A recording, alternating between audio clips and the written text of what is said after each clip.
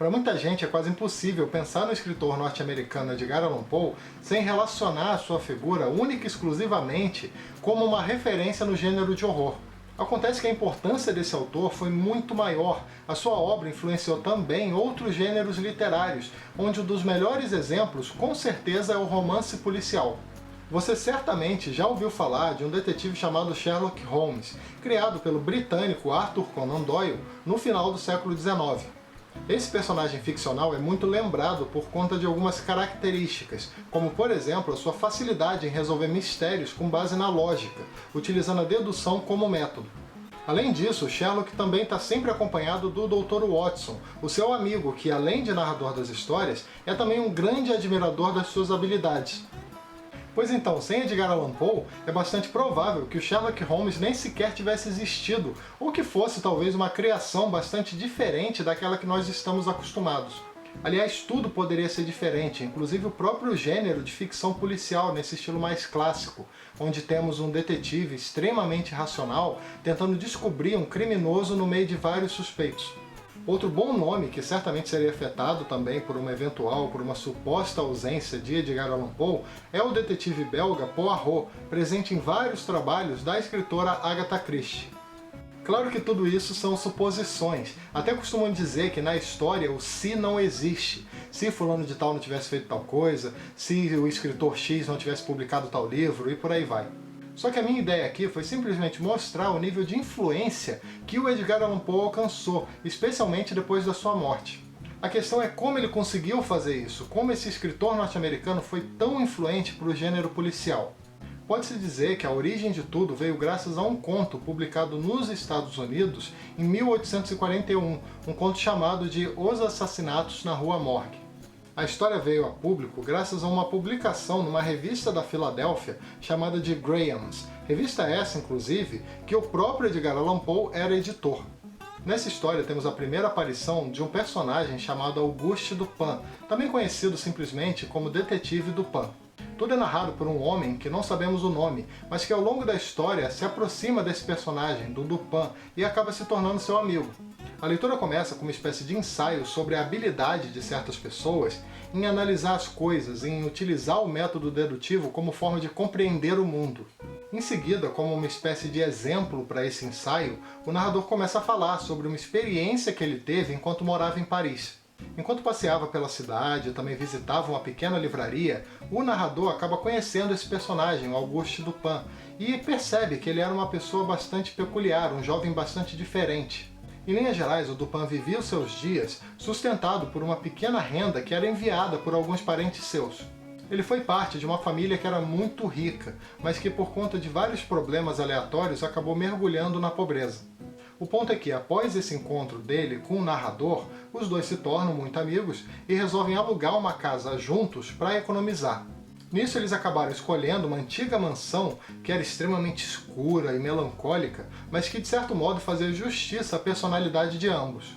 Os dois gostavam de viver na mais completa reclusão, em ambientes escuros e também sempre conversando sobre livros, sobre sonhos e coisas aleatórias. Com base nesse convívio, o narrador começou a perceber que o Dupin tinha uma habilidade muito curiosa, que ele conseguia analisar as coisas com uma precisão impressionante. A situação era tão incrível que ele conseguia chegar ao ponto de deduzir o que uma pessoa estava pensando apenas se baseando em coisas que essa mesma pessoa tinha feito instantes antes. Isso era inclusive um hábito e até uma espécie de hobby do próprio Dupin. Ele se divertia analisando e investigando as pessoas ou situações aleatórias. Tem um trecho muito legal que eu quero ler aqui para vocês, onde o narrador fala sobre esse hábito do seu novo amigo. Eu vou ler aqui rapidinho. Gabava-se dizendo, com uma risadinha abafada, que para ele a maioria dos homens trazia janelas no peito, e parecia-lhe prazeroso evidenciar tais afirmações, oferecendo-me provas diretas e bastante impressionantes de seu íntimo conhecimento a respeito da minha própria intimidade. Um certo dia, os dois estavam lendo o jornal quando ambos se deparam com uma notícia cujo título era Assassinatos Bizarros. Lá nessa notícia havia um relato sobre como uma senhora e a sua filha foram encontradas dentro da própria casa. A situação era realmente muito estranha. A casa estava um caos por dentro, haviam várias coisas jogadas em tudo quanto é direção, além de vários móveis quebrados. Havia também uma navalha cheia de sangue, o corpo da filha foi encontrado dentro da chaminé completamente destruído e o corpo da sua mãe estava nos fundos da casa praticamente decapitado. No dia seguinte, o jornal trouxe mais algumas informações. Eles coletaram 10 depoimentos de pessoas que ouviram alguma coisa mais ou menos na hora do assassinato ou que tiveram algum contato com as vítimas pouco tempo antes. Após analisar toda a situação com base nessas notícias e também depois de visitar o local do crime, o Dupin resolve tentar descobrir o que de fato aconteceu. Para isso ele cria uma estratégia extremamente criativa e também utiliza o seu método dedutivo para chegar na conclusão do caso. Um aspecto importante de perceber nesse conto é que, diferente de vários outros trabalhos do Edgar Allan Poe, esse é um pouco mais realista, ele não se utiliza de elementos sobrenaturais. Só que aquele toque de horror continua presente, especialmente na forma como as duas mulheres foram assassinadas. Mas para mim, o mais legal de se perceber nesse conto é como fica claro que o Dupin foi uma importante fonte de inspiração para o surgimento do Sherlock Holmes. Dá para identificar muita coisa parecida entre esses dois. Por exemplo, eu vou citar 3 coisas aqui que me chamaram a atenção. Em primeiro lugar, ambos têm uma espécie de fiel escudeiro que narra a história. No caso do conto do Poe, não sabemos o seu nome, mas nas histórias do Sherlock Holmes, como eu disse anteriormente, é o Dr. Watson. Em segundo lugar, ambos gostam muito de exibir as suas habilidades, de mostrar como eles conseguem perceber aquilo que ninguém mais percebe. Em terceiro lugar, os dois gostam muito de desafios. Tanto Dupin quanto Sherlock Holmes entendem os mistérios e também os crimes como uma espécie de jogo. Com certeza tem mais coisa além desses 3 exemplos, basta um olhar mais atento para conseguir identificar todos os detalhes. Curiosamente, o próprio Sherlock Holmes não considerava essa comparação entre ele e o Dupin como algo muito correto. Lendo o magnífico prefácio dessa edição aqui do Edgar Allan Poe, Medo Clássico, da Dark Side, eu descobri que o Conan Doyle fez uma pequena referência ao detetive Dupin num dos seus livros mais famosos, um livro conhecido como Um Estudo em Vermelho.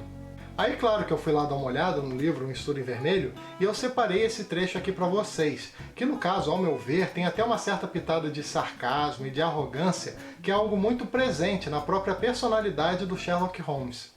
O que acontece nesse trecho é que o Dr. Watson compara o seu amigo Sherlock Holmes com esse personagem do Edgar Allan Poe. Eu vou ler aqui rapidinho para vocês. Explicada dessa forma, a coisa parece bastante simples, disse eu, sorrindo. Você me faz lembrar o Dupin de Edgar Allan Poe. Eu não tinha a menor ideia de que tais pessoas existissem na vida real. Sherlock Holmes levantou-se e acendeu o seu cachimbo. Sem dúvida, julga fazer-me um cumprimento comparando-me a Dupin, observou ele. Pois, na minha opinião, Dupin era um tipo medíocre. Aquele seu estratagema de intervir nos pensamentos do seu amigo depois de um quarto de hora de silêncio é pretensioso e superficial.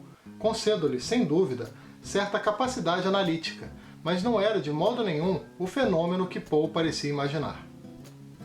Enfim, fica aqui a dica então de mais um conto do Edgar Allan Poe, um conto que, além de bastante influente, também é uma leitura bem interessante e que vale muito a pena. Bom, é isso, mais uma resenha do Edgar Allan Poe aqui no canal. Aqui no Leia Pra Viver já tem inclusive uma série de vídeos com o título de 3 dicas de contos, onde eu faço 3 pequenas resenhas de contos aleatórios ou seguindo alguma temática. Só que no caso do Edgar Allan Poe, por se tratar de um escritor que eu gosto bastante, eu tento sempre fazer vídeos exclusivos para ele. A minha ideia é fazer os contos do Edgar Allan Poe sempre em vídeos separados para conseguir falar um pouco mais, para conseguir explicar um pouco melhor. E lembrando, como sempre, que todo domingo às 18 horas tem vídeo novo no canal, então fica de olho que domingo à noite tem resenha no Leia Para Viver. E se você gosta do conteúdo do canal e tem interesse em ajudar de alguma maneira, existem 2 formas de fazer isso.